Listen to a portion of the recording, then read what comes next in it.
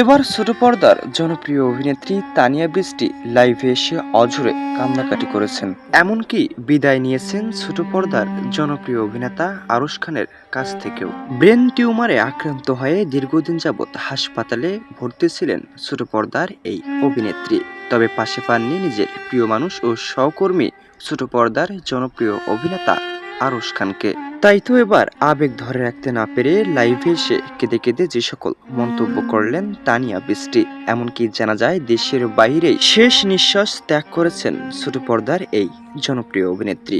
বিষয়গুলো যখন সামাজিক যোগাযোগ মাধ্যমে ভাইরাল হচ্ছিল তখন যেন নেটিজেনদের মন ছুঁয়ে যায়।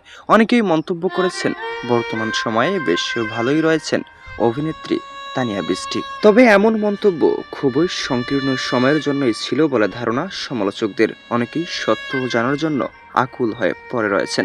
অনেকেই জানতে চান ছোট পর্দার জনপ্রিয় অভিনেত্রী বর্তমান সময়ে কেমন আছেন ও কোথায় বা রয়েছেন। ব্রেন টিউমারে আক্রান্ত হওয়ার পর থেকেই ভালোভাবে সোশ্যাল মিডিয়ায় দেখা মিলছে না ছোট পর্দার এই অভিনেত্রীর। এতেই যেন জল্পনা কল্পনার শেষ নেই তানিয়া ভক্তদের মাঝে। অনেকেই ইতিমধ্যেই বিভিন্ন মন্তব্য করেছেন এই অভিনেত্রীকে নিয়ে। অনেকেই জানান ছোট পর্দার এই অভিনেত্রী শেষ নিঃশ্বাস ত্যাগ করেছেন দেশের বাইরে। এমনকি সোশ্যাল মিডিয়ায় এমনটাও দেখা যায় শেষ নিঃশ্বাস ত্যাগ করার আগে আবেগপ্রবণ হয়ে পড়েছিলেন ছোট পর্দার এই অভিনেত্রী। জানা যায় প্রিয় সঙ্গী ও সহকর্মী আরশ খানকে নিয়ে খুবই আবেগপ্রবণ হয়ে পড়েন।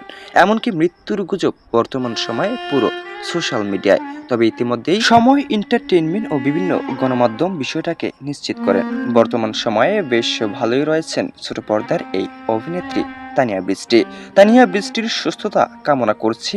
এমনকি তানিয়া বৃষ্টি বর্তমান সময় ভালো রয়েছেন। এমনকি ভক্তদের উদ্দেশ্যেও মন্তব্য করেন খুব শীঘ্রই তিনি আবারও কাজে ফিরছেন। যারা এতক্ষণ ধরে সম্পূর্ণ ভিডিওটি দেখেছেন তাদেরকে জানাই অসংখ্য ধন্যবাদ। আর এই বিষয়ে আপডেট ও নতুন খবর সবার আগে পেতে চ্যানেলটি সাবস্ক্রাইব করে আমাদের সঙ্গে যুক্ত থাকুন। দেখছেন এবি নিউজ বাংলাদেশ।